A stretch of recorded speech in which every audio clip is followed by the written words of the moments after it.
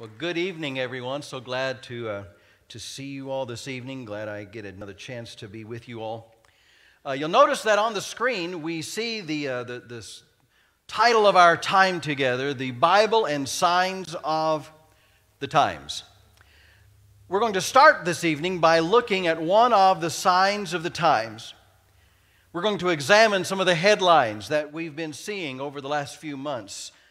And we're going to then turn to Scripture and see, do these headlines, do the things that we're seeing taking place in our culture have any relevancy for prophetic Scripture? Do we find anything in the Bible that has to do with the things that we're seeing taking place in our world? And this evening, we're going to be looking specifically at digital dollars and how I believe that what's taking place in the financial world right now may very well be setting the stage for the mark of the beast. Now, let me start by saying I don't think that Bitcoin is the mark of the beast, okay? That's not, so just if you're wondering about that, you're starting to already jot down a question. That's not what I'm saying. So just stay with me for a second, then you can jot down questions in a moment, okay? But I believe that some of the things that we're seeing right now may be setting the stage. And here's the reason that this is so important for us to begin to examine. If we are on the eschatological calendar where we think we are, if we are where we think we are in prophecy, then we should begin to expect to see the things that Scripture says will define the times of the end. And so that's the reason that we're looking at the signs of the times. Because if we are where we think we are, and I think we are, then we should be seeing those things that Scripture says are in way of warning to help us understand the times in which we live. So if you're taking notes this evening, the first thing that we need to understand, and you can just jot down some quick notes and you can do further research, because the time that we have together won't nearly be enough for us to completely cover all that cryptocurrency and digital money is. But if you have a wallet with you that actually has some cash in it, I know most of us don't carry cash anymore, but if you would, just reach in there and grab one of those real quick. And if you have anything larger than a 20, just bring it up here. No, not really. But if you have any cash, just reach in and grab that real quick. And just as a little bit of a visual aid. Dude, that worked out well for you. Now you got the cash from your mom. That worked out awesome. Just a single. Oh, well. Hey, it's money, right? We use this as money. Whenever you go to the store and you see something on the shelf, and whatever it is that's on the shelf there is $4.52. You know that you're going to have to take some of that cash, whether you're doing it through plastic, taking it out of your bank account, or handing over these pieces of paper that many of you are now holding, and you're going to have to give them enough to equal $4.52. And so whenever we begin to think about cryptocurrency, digital money, many times we have difficulty wrapping our minds around it because we're saying, well, wait a minute, that's not real. But you're holding that piece of paper and you're saying, this is real. And I hate to tell you this, but that's not real. I mean, the paper's real. You really have a piece of paper. But that's not real money. You see, the United States stopped using real money in the 70s. We have what's called a fiat currency right now. The dollar that you have in your hand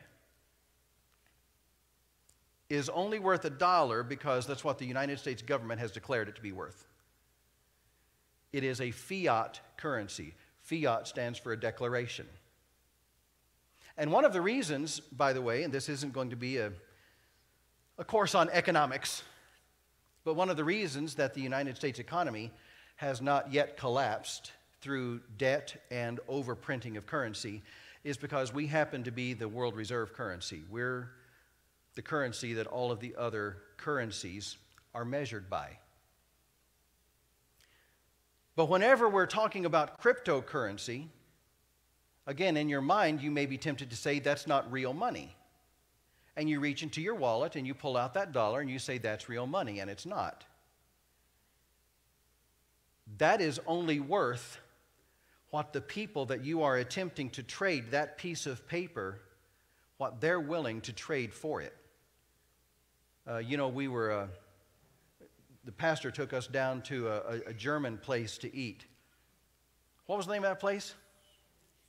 Schmitz. So if you're watching online, go to Schmitz. You'll eat way too much. And we went into this little shop that had all of this fudge. I gained, I think, 3 pounds walking in and breathing. I walked in the shop, I breathed, and I could feel my belt tighten up. But whenever we were up on the counter, they had some of those old-style packs of gum, the real chewing gum. They had the Beemans and the Clove. You know what I'm talking about? And they were $1.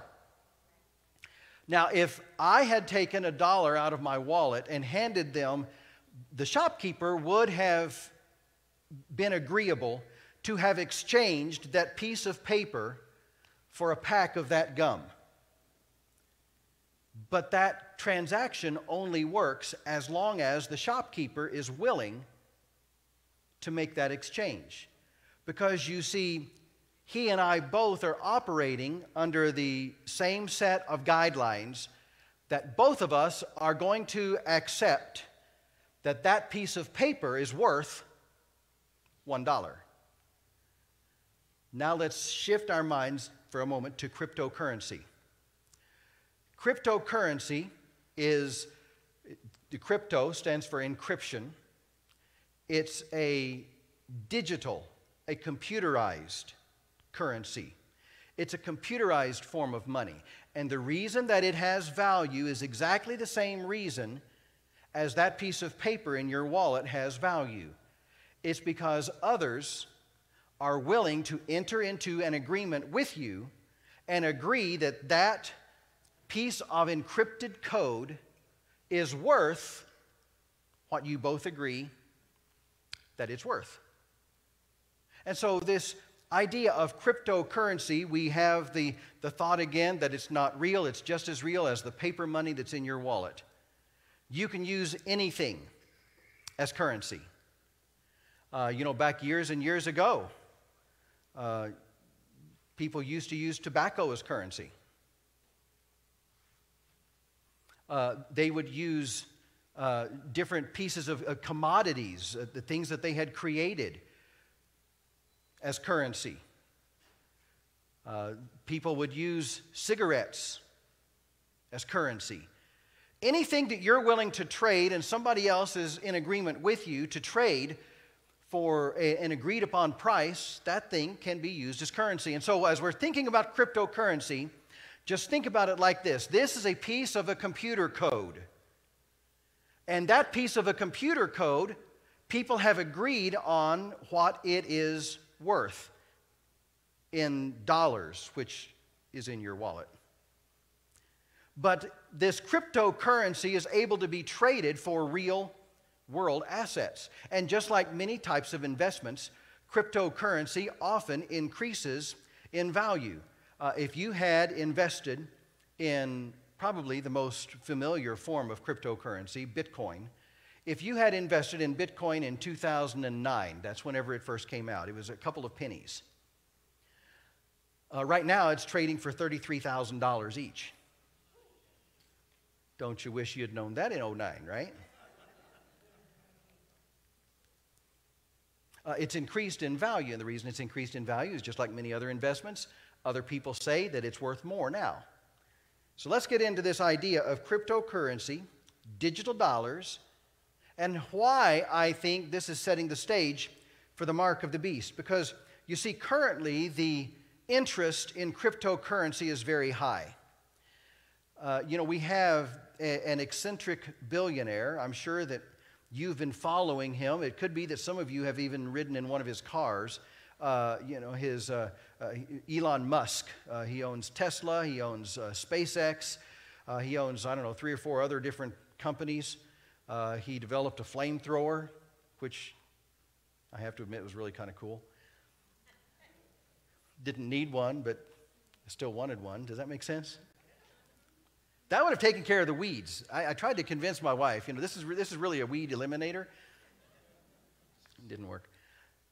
But Elon Musk has, from time to time, put out on different social media sites about a cryptocurrency known as Dogecoin. And the Dogecoin that he talks about, whenever he does, it goes up in value. Now here's where we begin to get interesting.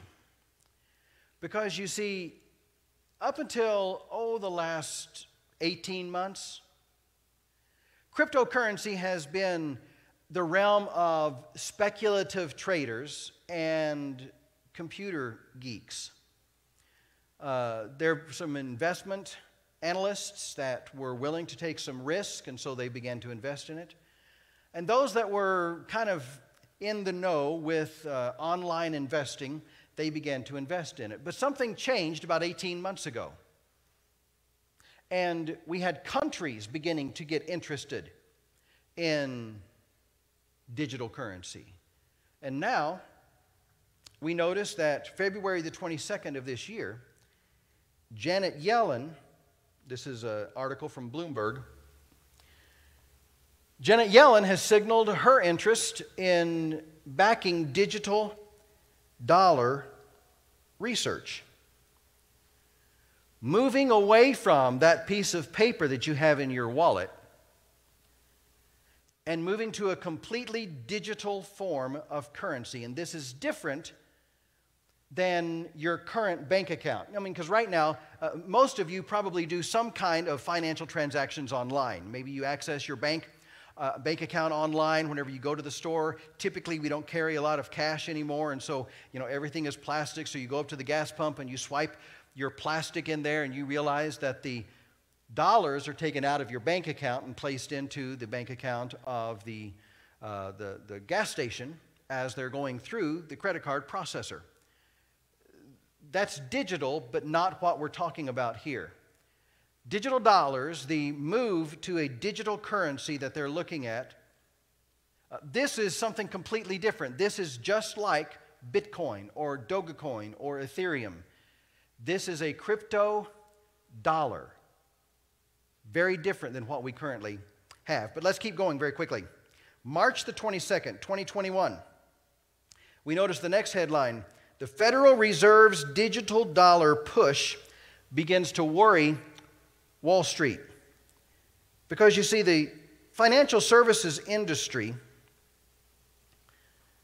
they're trying to brace themselves for what could be the biggest change in decades, in 2 generations, financially.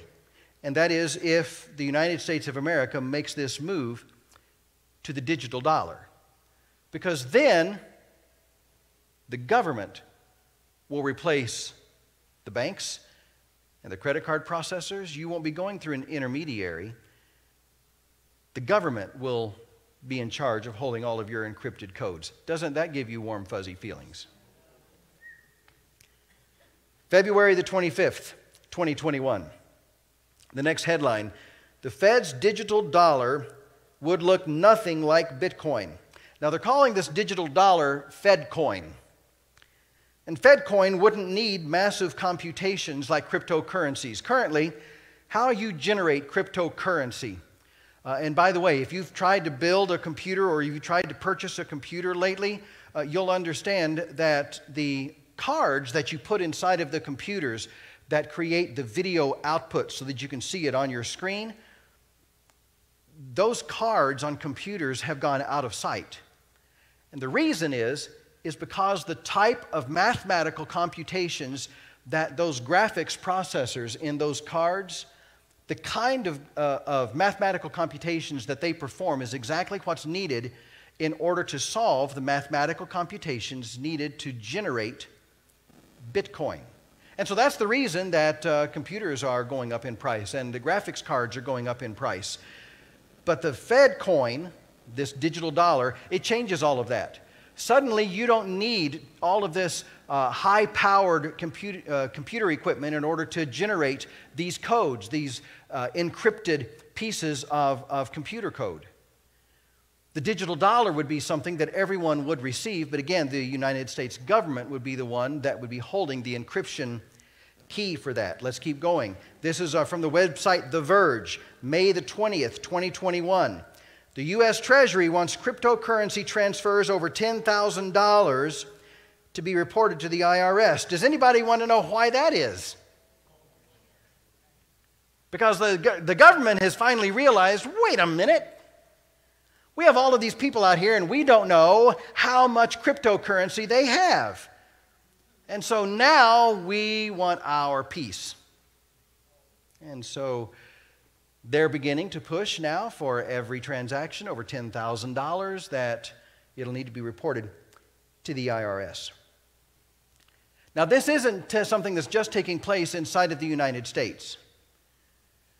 The idea of the digital dollar, the move to a completely encrypted form of currency, this is something that many other countries are beginning to look at. If we could go there to the next slide, we'll notice that this is a graphic that was produced by Bloomberg. And you can go online, you can find this exact graphic.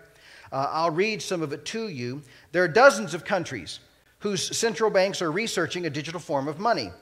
The Bahamas launched a digital currency called the sand dollar. How cute. In 2020. Brazil expects the digital real to enter circulation in 2022. Canada is beginning to develop the infrastructure needed for a digital currency. China is plotting the digital yuan in major cities with the goal of distribution in 2022. Eurozone is researching potential digital euro with the goal of deciding on whether to move forward as soon as this last April. Japan plans experiments with a digital currency this spring. Russia plans a pilot of digital currency this year. Sweden recently extended a pilot of its e-corona into 2022. The UK has expressed ambition to develop digital currency. The US performing research, just like we've been looking at, in experimentation with possible technologies, no decision. Venezuela launched one in 2018 called the Digital Petro, but unfortunately, like most things in Venezuela right now, it didn't work out. But the United States is not the only country that's looking at this. As you can see, there's many countries that are looking at this idea of a digital currency. Now, the reason that they're looking at this, ostensibly, makes sense to us. We're all a little concerned that our finances are online. Whether you bank online or not, your finances are online because your bank is connected online. Just because you think that you have $4.92 in your checking account, those $4.92 aren't really in your bank account. It's just a ledger entry. Now, whenever you go down to the bank, they can give that to you as long as they have enough. I mean, we've all watched A Wonderful Life. We know that sometimes they don't have enough, right? And if you haven't watched A Wonderful Life, y'all need to live a little. But sometimes the bank doesn't have enough. But we know that the money that's in your account, that your ledger shows is in your account, it's not actually in your account. They've loaned that out probably 2 or 3 or 4 times.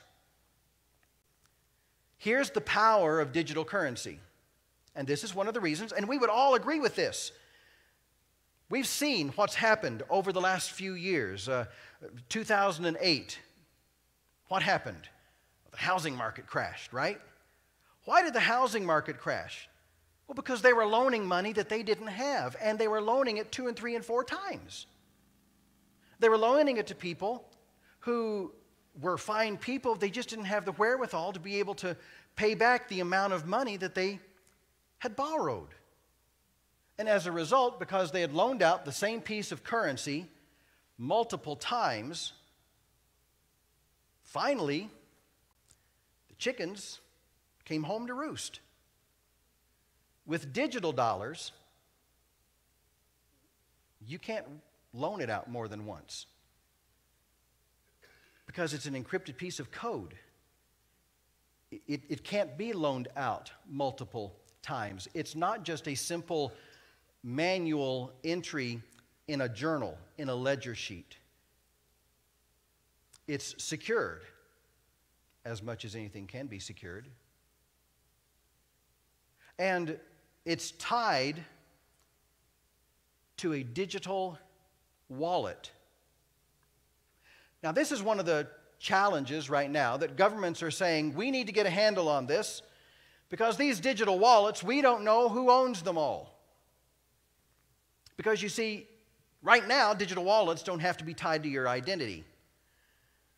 You can use a fake name on a generic email address and open up a digital wallet, and it's not tied directly to you, and you can have all kinds of cryptocurrency in that digital wallet.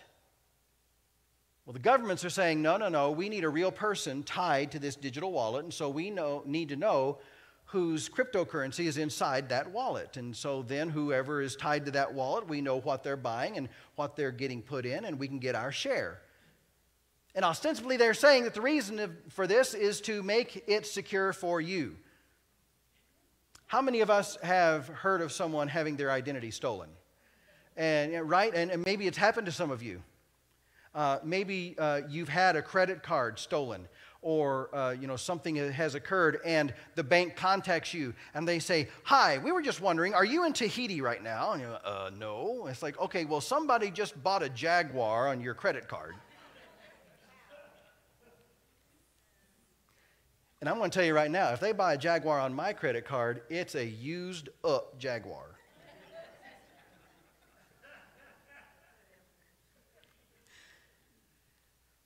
But we've all seen and heard, and many of us have experienced instances where someone has fraudulently used or taken our identity or our financial resources. And so one of the reasons that the governments are saying we need to move towards this digital currency is because we can secure it. We tie it directly to your identity. And we know that only you know, I know you're thinking Smokey Bear, right? Only you can prevent forest fires. That's not what I was going to say. Only you can spend it. Only you can do that. You're the only one that can unlock that digital wallet. You're the only one that can spend the money. And if in some manner it gets spent without you, we know that it wasn't you and it can be returned. That's another nice thing about digital money. It's an encrypted computer code. And so right now, have you ever heard of the experiment where there were a group of school children and they wrote on a bunch of $1 bills and then spent them, and then they asked on the dollar bill that whoever has this on March the 2nd or whatever it was, please send us a letter to this address and let us know where this is. And it just went all over the world. We can't track dollars like that. I mean, they tried. They all have serial numbers. But you can't track dollars to who buys and who spends.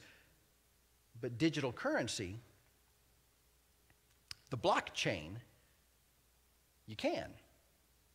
And so if somebody somehow gets into your digital wallet and removes a piece of your currency, it's an encrypted code. And the government can reach over there and they find that encrypted code and they know that it belongs to you. They can take it and put it back into your digital wallet. And so it's more secure. I still don't trust the government, but that's what they're telling us. Cryptocurrency uses this blockchain technology. And that's what I want to focus on this evening, because you see, this blockchain technology, this technology is a very sophisticated encryption technique, and that's what's used to regulate the generation of units of currency and verify the transfer of funds from one digital wallet, one account, to another digital wallet, another account. And the great thing about it is right now, it operates outside of any central bank. It's a distributed form of ledger sheet. Let's keep going very quickly. This is from the Economic Times. Economic Times in December of 2019, here's what they said. Quantum leap. The end of cash is near. Cashless currencies are in vogue. And the little blurb there, you probably can't read it. It says, the case against cash is clear. Expensive to print, difficult to track, prone to theft, and an enabler of corruption. Western economies, notably the Nordic countries, and it continues on with how they have begun to embrace digital currencies. Governments are saying that digital currency is going to lead to greater financial inclusion, helping all of those unbanked populations, which is a whole other topic that we don't have time to get into tonight. The Wall Street Journal, another headline. This is from May 2020. Blockchain may offer solutions, oh, isn't that wonderful, to fighting COVID-19. And so this caught a lot of news. Maybe you saw this headline whenever it came out last year. We were in the middle of the pandemic. It was just beginning to get started. Everything was beginning to lock down. Nobody was in a very good mood. And then this comes out and says that this blockchain might be able to help with COVID-19. How is it going to help with COVID-19? Well, it gets very nefarious at this point. The next headline is from the HIPAA Journal. The benefits of using blockchain for medical records. So imagine for just a moment. And again, we would all kind of agree that this might be a good thing. How many of you have been to a new doctor and they hand you this stack of paper that you've got to fill out, and 19 of the forms ask exactly the same thing? I get a really bad attitude whenever that happens, don't you? You know, about the seventh time I'm having to answer a question, oh, you stinking. All I know is that it's a good thing I'm eternally secure. Pretty sure my attitude would lose my salvation at that point. But wouldn't it be nice if you'd be able to walk into a doctor's office, give them your encryption code, and everything's better with sound effects. All of your health record is right there. All of the doctors that you've seen, the medications that you're on, the last physical fitness evaluation that you had, no longer having the ability to fudge on your weight. Don't laugh. Y'all know what you do whenever you're filling those out. And you act just as shocked as I do whenever they take you back there and go, oh, well, I didn't know. The last time I weighed, I was a lot less than that. All of that would be right there through our medical records, all part of the blockchain. And so now all of your health records are in one place, secure, supposedly, tied to your encrypted code, along with all of your financial records. Let's go to the next headline. This is from Forbes magazine. Blockchain, Bitcoin, and the electronic health record. And they go on to describe how blockchain would be a great benefit for being able to keep your health record totally secure, but all of the different providers would be able to have all of the exact same information as long as they have your encrypted key. So how is it that this could possibly tie into the mark of the beast? Well, let's take a look very quickly. You see, a type of cryptocurrency ushering in a one-world currency and the Antichrist makes a lot of sense. Logically, it's never going to happen with the paper money that we have. There's a lot of nations that are really jealous of the United States because we're the ones that have the reserve currency. China doesn't like the fact that we have the reserve currency. Russia doesn't like the fact that we're the reserve currency. But what if there was no national currency, but just a one world, global, digital currency? Now, I want to pause here for just a second. And I want to move over into the realm of a little bit of conspiracy, okay?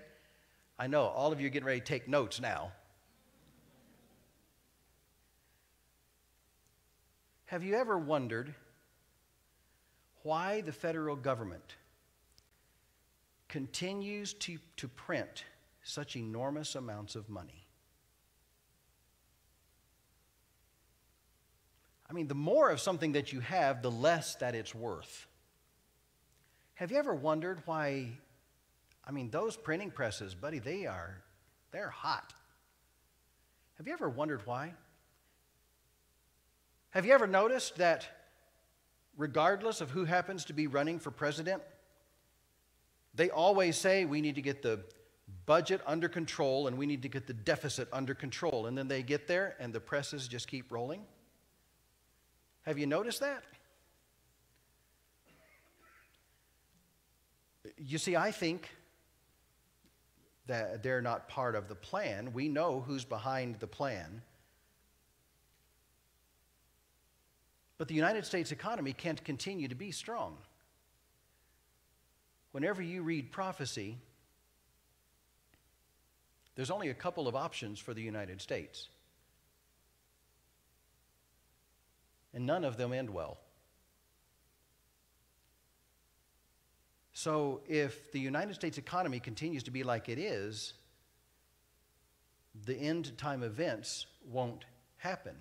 But we know that those end time events aren't just simply forecasts, but God looked forward into the future, saw what was going to happen, and then told the prophetic writers, here's what you're going to write, because I'm looking at the future. I see what's happening. Write this. And so at some point in time, the United States economy is not going to be strong. And if the United States economy collapses, the world collapses. What do we do then? A one world currency. And this cryptocurrency, the idea of the digitally encrypted forms of commerce, would immediately be accepted throughout the entire world. The second thing I notice is that each person's digital address would be tied to the identity of a cryptocurrency. And so every single one of us would have a digital address that would be tied to your medical records. It would be tied to your financial records. And so it would make it secure, but the government would know exactly what you had, what you were spending it on, how much that you got paid.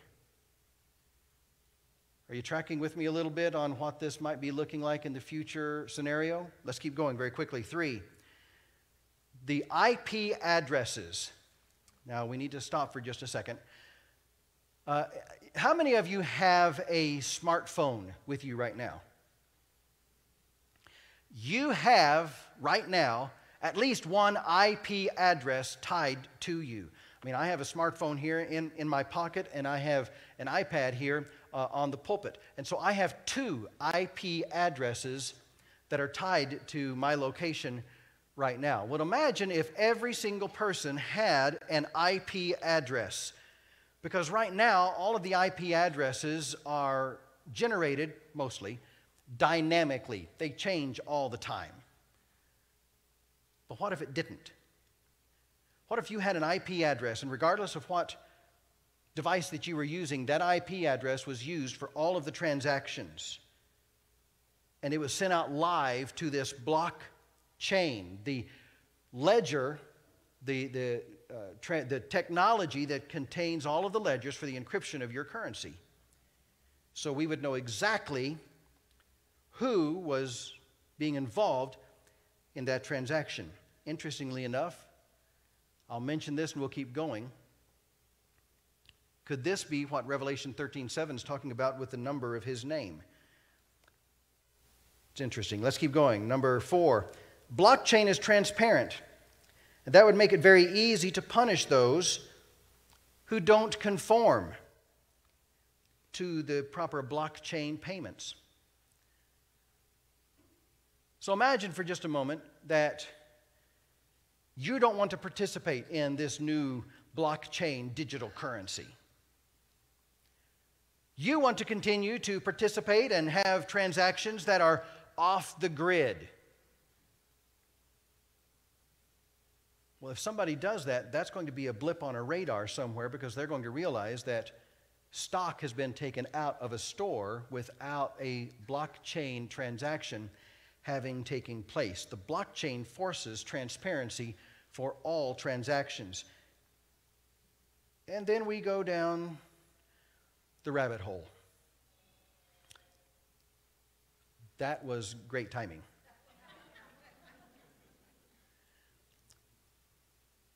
How are we going to keep our digital wallet with us all the time? Well, if it's implanted, well, then suddenly it gets easier, right? I know, and right now you're thinking, woo-hoo! But again, remember how we started our time together this evening, and we're beginning to get into Scripture here. It's been a long introduction. The sermon's very short.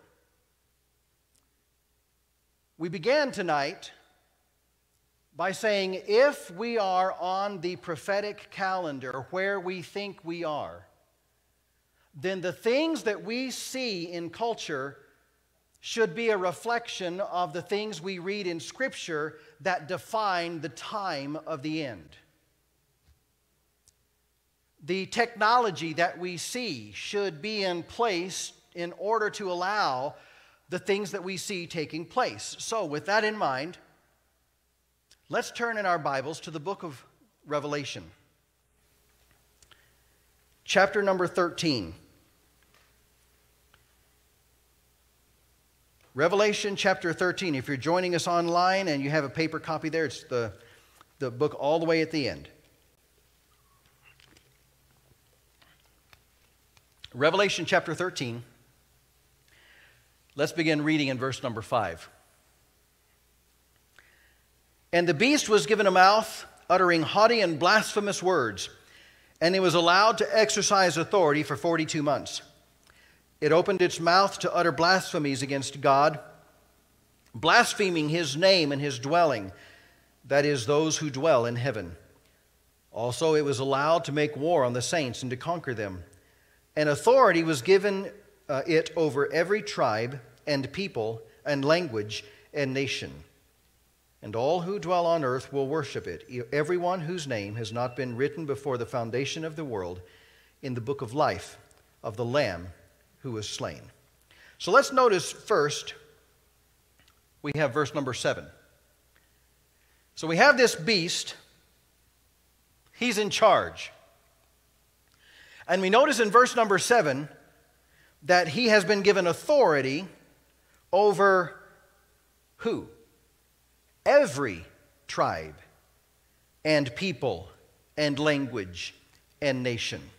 Some try to say that the Antichrist is really only going to be a regional ruler. Well, that doesn't sound like a regional ruler. That sounds like a global despot. He's going to be in charge of the planet. He's going to be in charge of everyone. And so if the Antichrist, this beast, if he says everyone is using this currency, that's the way that it is. He has authority over everyone. Let's keep reading. Verse number 11.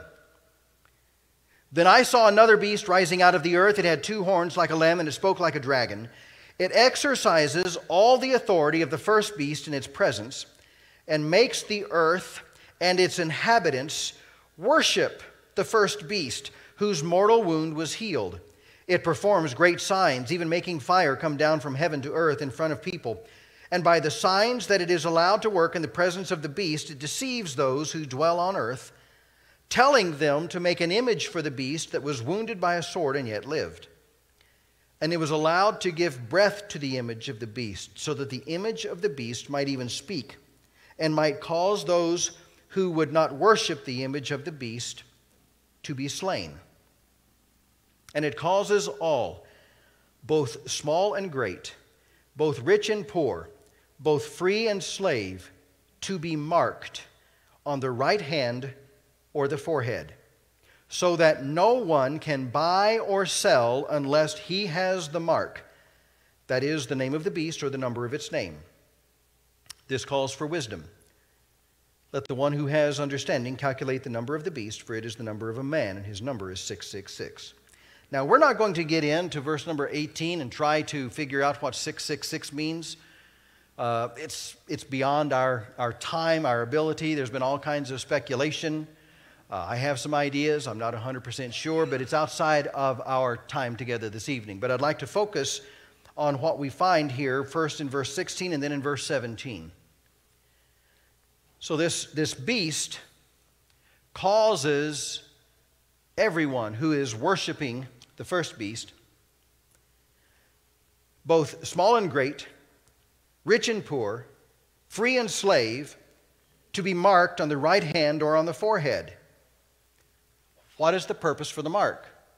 This mark is a reward for having worshiped the beast. What happened to those who didn't worship the beast? Well, look back up into verse 15. It was allowed to give breath to the image of the beast, so that the image of the beast might even speak and might cause those who would not worship the image of the beast to be slain. And so those who worshiped the beast are the ones that didn't get dead. Those who refused to worship were killed. So then we have verse number 16. So it causes everyone else, both small and great, rich and poor, free and slave, to be marked on the right hand or the forehead, so that no one can buy or sell unless he has the mark. What is this mark? We're not going to, get into what it might be. We know that it's 666 somehow.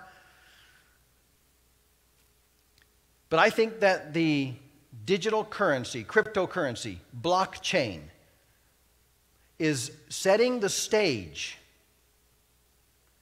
for this mark of the beast. You see, all of the technology's there. The ability to track every transaction that you make. Every one. And so, let's say for just a moment that you go down here to Dollar General and you use your new digital currency. It's nice and shiny and you can't wait to do your first transaction, so you celebrate by going to Dollar General. And there in Dollar General, you buy a 12-pack of Coke Zero, because that's what all good righteous Baptists drink.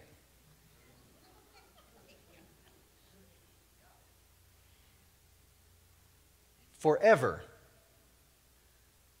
the fact that you purchased this 12-pack of Coke Zero at Dollar General will always be part of the history of that tiny piece of encrypted computer code that you have just used to make that purchase.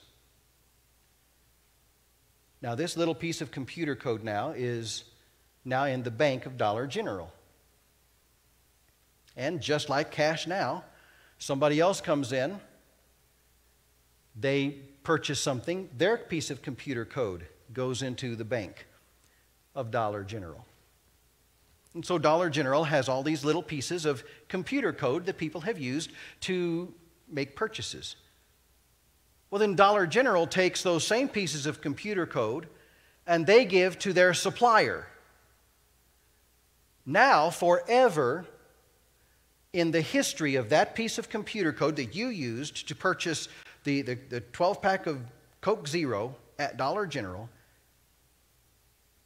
that, as well as the fact that Dollar General used that to pay a supplier, it's always part of the history of that piece of computer code. That's what blockchain is.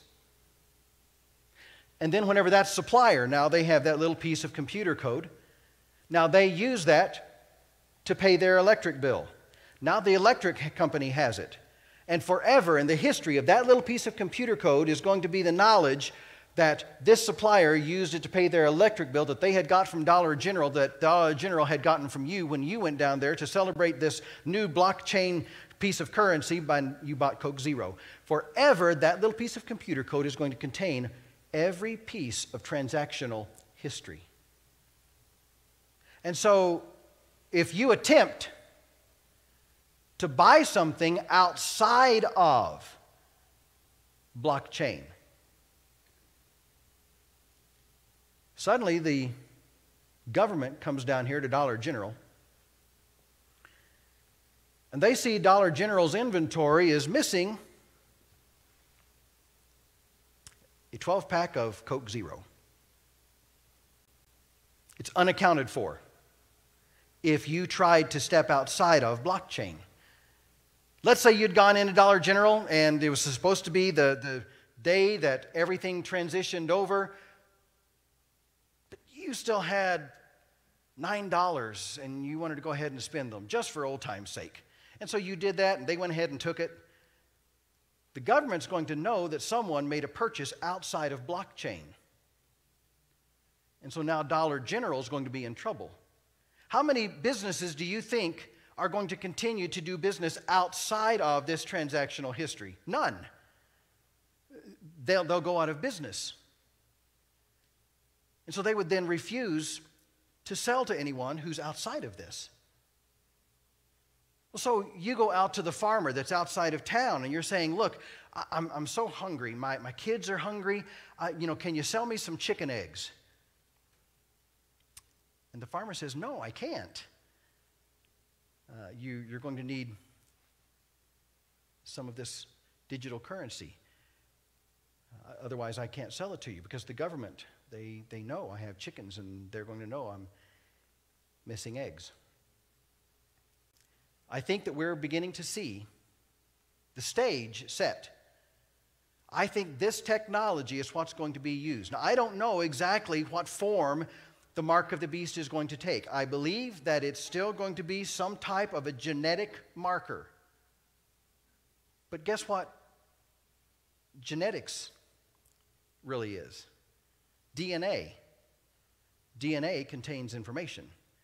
And we've discovered that it's able to be programmed. And so what if the digital currency is actually pieces of genetic material permanently embedded in you that always identifies you as you, but whenever you would get that, it would alter your existing DNA, changing you into something else? Because you see, another one of the things that we know about this mark of the beast is that whoever receives it is eternally damned, incapable of salvation. I think we're seeing the stage set. Now, with all that being said, don't be afraid of investing in cryptocurrency. Cryptocurrency is not the mark of the beast. Bitcoin's not the mark of the beast. But the blockchain, the technology that's behind it, I think that we're beginning to see some things. This is the stage, the foundation, I believe, for what's going to be rolled out that will be the mark of the beast. Let's pray. Lord, thank you for giving us the moments that we've had now to examine these headlines and then to look into your word. Lord, help us that we would not just simply desire to have more information. The Lord, our desire wouldn't be to accumulate additional tidbits and pieces of trivia of Scripture, but that, Lord, our desire would be to understand the times in which we live, to understand your word, to understand the warnings that you've made. That, Lord, we can be prepared, that we would be able to prepare those that we love, our friends, our neighbors, our co-workers, our loved ones. And that, Lord, in so doing, as we are wise, that we use discernment, we can understand the times and the things that are happening in our world, and we can see that they seem to fit what you've revealed in your word. Lord, our understanding now is fuzzy and imperfect. Your apostle said it's like looking through a fogged up mirror, looking through a glass darkly. And so we know that our understanding is imperfect right now, Lord, and we're looking forward to the time when we're with you.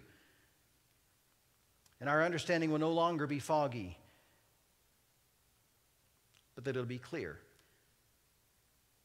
And we'll be like you because we'll see you like you are.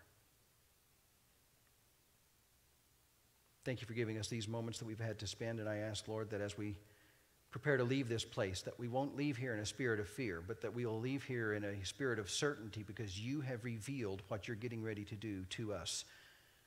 That you've given us these scriptures from your inspired word as a way of warning and as a way of information so that we can understand the times that we live in. And Lord, if you love us enough to warn us of what's coming, help us, Lord, to have the assurity to know that you've already and also told us the promise that you haven't forgotten about us and then you're not going to leave us, but that you're coming back. Thank you, Lord, for loving us. In Jesus' name, amen. Okay, let's go into a time of Q&A now. And I know that I've probably overloaded you with information because of the introduction. It was, I understand, fairly large. But does anybody have any questions or comments that you'd like to make on what we discovered this evening? Okay, right up here, Tim.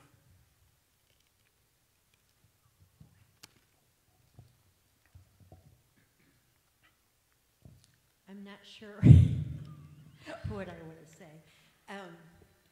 Our medical records are already, like I just went in the hospital and I had to go see my doctor today and he had all the information already.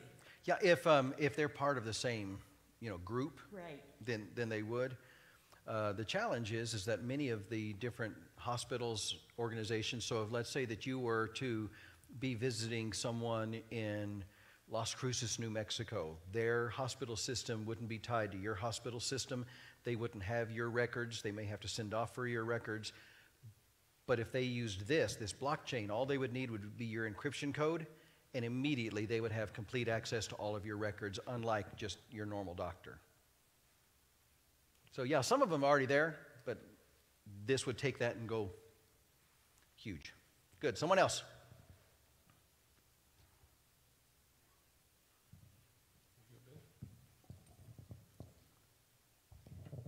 So all this is going to go digital.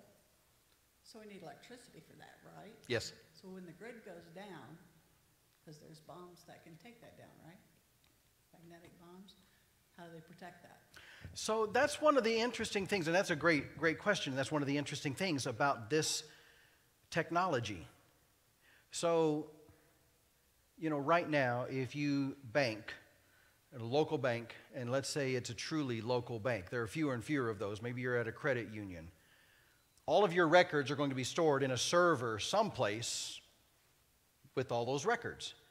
And so let's say that there's some rogue nation that decides it's going to, explode a nuclear device over top of the United States, and the EMP blast erases all of the records.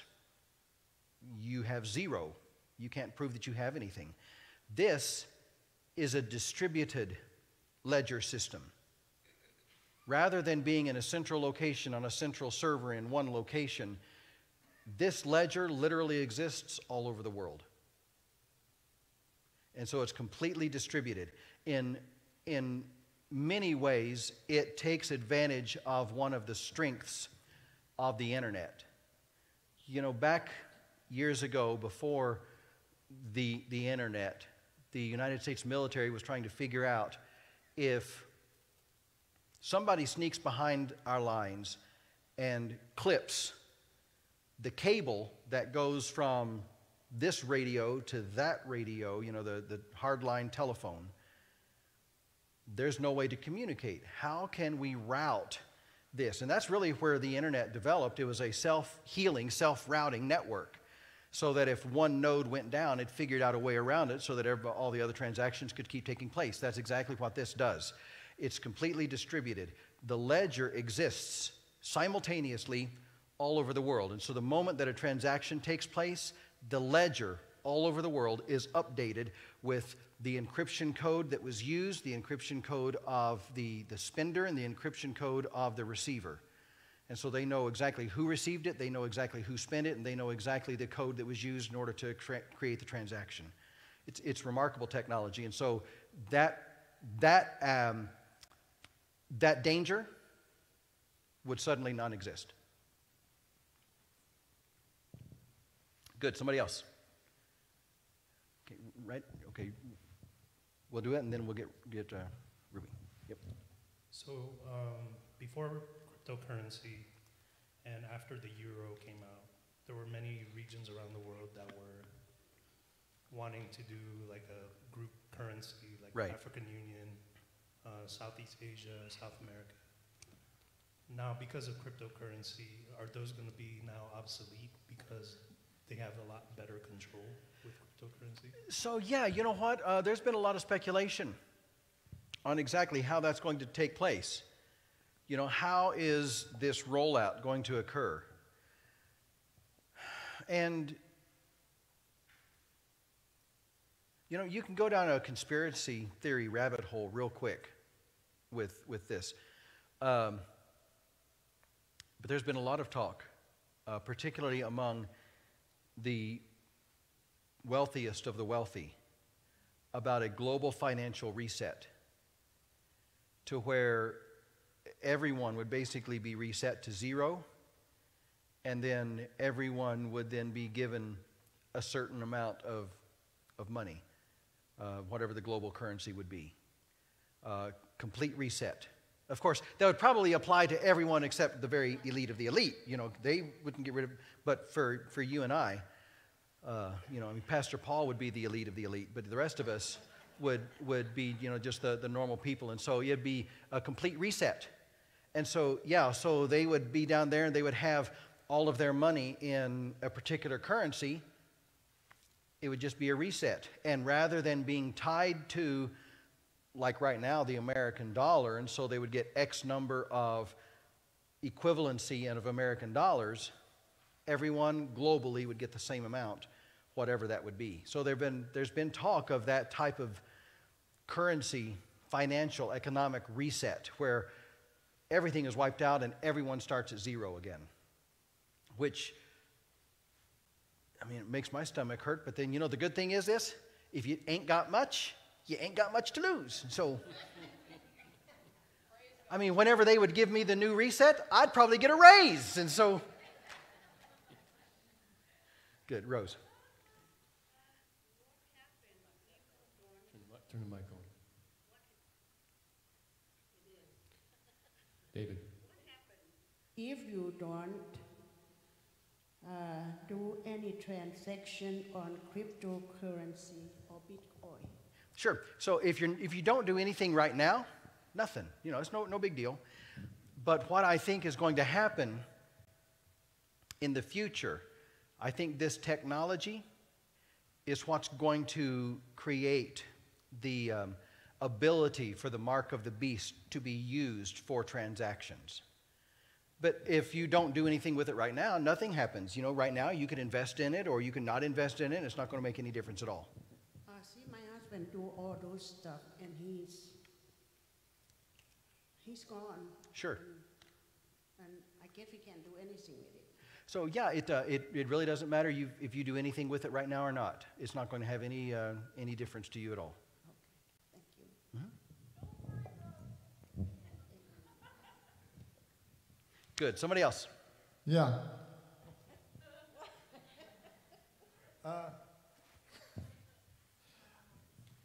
I hope I asked this question right, but I'm having trouble with the first beast and the second beast. Now, the first beast was wounded. Yes. And the second beast comes up with two horns like a lamb and spake as a dragon and exercises all the power. And creates the image of the beast. Yes. And yes. causes him to be able to breathe and talk. Yeah, can you go into that? Nope. All right. No idea. 2020. We know that the Antichrist is the first beast. The Antichrist becomes the first beast. This Antichrist, after Satan is finally kicked out of heaven, he makes Satan as his angels make war with Michael and his angels. And finally, after all of these years of rebellion and the rebellious, unrighteous angels having still access to God and access to heaven and still evidently occupying their former realms of authority, they're finally kicked out of heaven. Whenever that occurs, the scripture records that something takes place in the Antichrist, because Satan then gives the Antichrist his seat, his power, and great authority. And from that point forward, this individual is known as the beast rather than the Antichrist. And so that's who that first one is. Something happened, and he had a mortal head wound, evidently was fatal, and then came back to life. And so this second beast now is pointing everyone to that first beast and causes the image, whatever that is, whether it's a statue, a hologram, I don't know. But then he's able to perform miracles whenever he's in the presence of the first beast, and causes the image of the first beast then to, it doesn't say he's alive, but have a semblance at least of life, because he's able to breathe and communicate. And that's all I got. Yeah, that's pretty rough, you know, because it's very confusing, and you know, and we really don't have much else. That's really all that we know about it. So, I have a comment or an observation. Your blockchain description of that scenario, kind of, as silly as it may sound, it kind of seems like the George Orwell 1984, the book, the movie, on steroids. oh, you think? Yeah. It's amazing, isn't it? Yeah. How often we find science fiction forecasting the future. You know, whenever I grew up, I was a science fiction junkie. I loved science fiction. It made me think. And as cheesy as it was, Captain Kirk, man, was my hero. He was my man.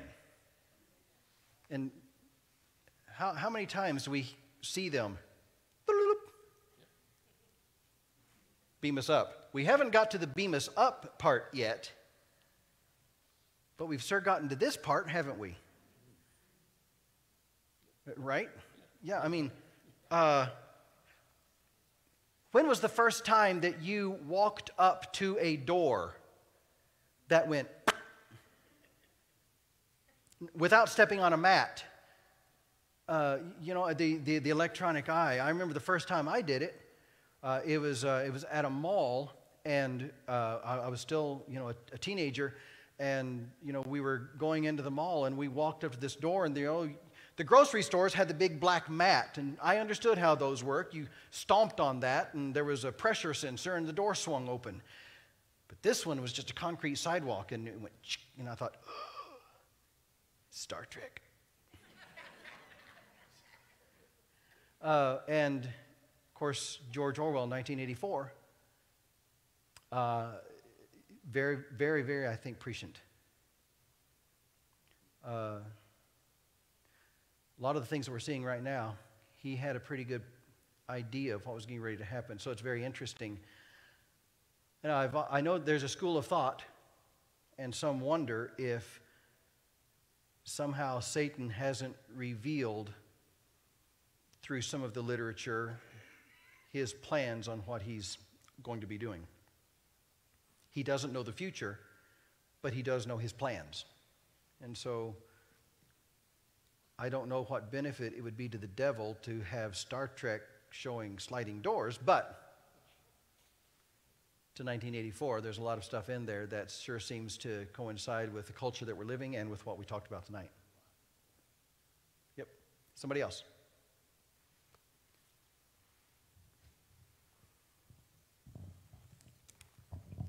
I actually have two questions, if Okay. that's okay. I'm not too familiar with the timelines of like the rapture, tribulation period, and stuff like that. But I know you had mentioned anybody who gets the mark of the beast will be eternally damned. Yes. Is that something that's going to happen after the rapture? Because I thought that the Bible says or is it considered blasphemy? Because I thought the Bible pretty much said that the only unforgivable sin would be blasphemy. Okay, so it depends on your interpretation of the timing of the rapture. The correct interpretation says that yes, we'll be gone, but there's other interpretations. No, truly, some say that we'll be here partway through the tribulation period, and I understand why they have that interpretation. If it's partway through the mid-tribulation rapture, then we would still be gone before the mark is introduced, I think, because the mark's not introduced until halfway through. Some believe that we'll be here the entire time. So I can't say with 100% certainty that yes, we'll be gone by then. What I can say is this: no one who has accepted Jesus Christ as their Savior will take the mark. Because the mark of the beast is a reward for worshiping the beast. So, you say, well, is it possible then if somebody that is saved, they take the mark, do they lose their salvation? No, because they won't take it. I think like parents will take it being vulnerable to feed their kids or, loved ones and stuff like that. You don't think that would be... No, and that's one of the reasons that I believe that Christians are going to be taken before the rapture, or before the tribulation period begins. I think the rapture takes place before that. Now, will there be some children that are going to be forced to take the mark? I don't think so, because this is going to require a choice. And so just like today, we have certain laws that if a child isn't of a certain age, they can't do certain things.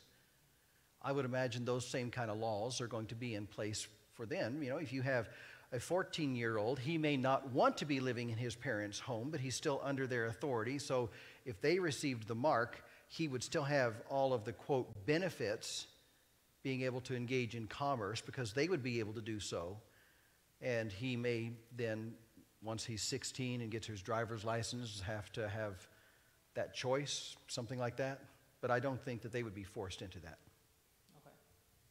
And then my other question, maybe a bit out of your wheelhouse, I'm not sure. But you had made mention of the housing market crash and, banks and everything. Considering the things that are going on right now with all of the holds on, evictions and the holds on the mortgage and everything with the banks, is that something that you anticipate happening again here soon? Is some kind of a housing market crash? Like the next year or two-ish? Okay, me too. Yeah, there's a lot of folks that, are landlords. They, for the first time in at least a couple of hundred years, you have people that have made purchases of real estate for investment purposes, and they're no longer able to get the return from their investment through leasing or renting. And many of these landlords, they depended upon the rent to pay the mortgage on that rental property. And many of them are going bankrupt. In Boston, I was reading an article 2 weeks ago. There are a number of very low income apartments that a developer had come in, and he wanted to give the folks who couldn't afford much a nice place to live. And so he had purchased them, and with agreement with the city, he completely went in and renovated them. They're beautiful apartments, all new appliances, nice flooring, new paint, because just because these folks can't afford much doesn't mean that they shouldn't have a nice a nice place for their family. And so they went in and redeveloped it all, and the city was underwriting a part of his loan in order to do that. And there were some funds coming from the federal government to help with rent assistance. Well, since this has taken place, he hasn't been able to collect the rent, even though they've been receiving the rent through the rent assistance. It's going directly to the people rather than to him, and now he's defaulted on all of his loans. And now these people are having to actually get ready to move out because the city now owns them. Well, the city's actually enforcing the rent agreement, and they're having to move out. So yes, I see this happening, and it's going to escalate, I think, quickly. Plus, I don't know what's going on here, but the housing market back where we are is nuts. Yep, here too. Crazy. You know, one of the advantages of living in the middle of nowhere, well, actually, you go to nowhere and turn left in order to get where we are, has been that the cost of living is very low. You know, houses are very inexpensive. When we purchased our house, you know, a number of years ago, it was, you know, a moderately priced house, and, you know, we paid $70,000 for it. We've done a lot of work to it in order to remodel it and everything. You know, whenever we just had it, you know, reappraised to get a home equity loan so we could buy an adjoining piece of property, you know, it appraised for, you know, a little under $200,000. In that area, I mean, whenever they said that, I thought, but, you know, in your all's community, that probably doesn't buy much of a house. You know, but there, you know, that's a fairly nice house. But now we have a piece of property just down the road from us. It's 11 acres, and they're wanting $120,000 for it. This is cattle country. Now here, that's not a lot. There, the only thing this piece of property is good for is to run cows on. You can't run cows on a piece of property that costs over $10,000 an acre. There's not enough stakes on that cow to pay for that. So yeah, I do. I think that we're in some dire straits. And again, I hate to be a conspiracy theorist. You know, I don't like that. But I think that the reason we keep printing money is an attempt to crash our economy. You know, it just so happens that the United States economy has been so resilient, and the American worker is so strong that their attempts thus far have failed. But at some point, I think they will succeed. Good. Somebody else. I'm no genius, but, you know, level-headed to watch the policies that are going on in Washington right now. Every single one is designed to put us in debt and to ruin everything. The spending is off the charts, et cetera, et cetera, et cetera. It has been for years, and we just keep going. It just seems ramped up, though, and other policies that are not directly related to money are designed to make this nation fail. Now, we're a strong nation. We might survive it and come back for a time, and maybe it won't plummet now, but there's no way to look at the policies that are being enacted in Washington without saying they're trying hard to fail. Yeah, the important thing is that we have to look at everything through a biblical lens. You know, it's easy for us, you know, if we look at what's taking place, it's tempting for us, isn't it, to look at it through a political lens? You know, it's really tempting to say, well, you know, it's because of this administration or that administration. And I'd like to do that because then I can put a face to it and, you know, I know who to dislike. But we have to look at all of the events that are taking place through the lens of the Bible. What does the Bible say? And again, prophecy, the best way to understand prophecy in Scripture is prophecy is simply history that hasn't happened yet. Whenever God told these prophetic writers what to write, He didn't tell them, here's what I'm going to make happen. And then now he's working events to make these things happen. He looked into the future. He saw what was happening. And he said, okay, John, here's what I want you to write. Down here I see that the economy is going to collapse and this guy is going to rise up. He's going to be in charge of everything. So whenever we read prophecy, this is what God has said. This is what's going to happen. I've seen it. I know that it happens. I'm not making it happen, but I'm going to use it as it does happen. That's prophecy. So we have to look at it through that biblical lens. Is what's happening in Washington a mess? Yeah, it always has been. It's not catching God by surprise. We go to God in prayer and we say, Lord, do you know what's happening in Washington? And he says, yeah. I know. I looked. I saw it.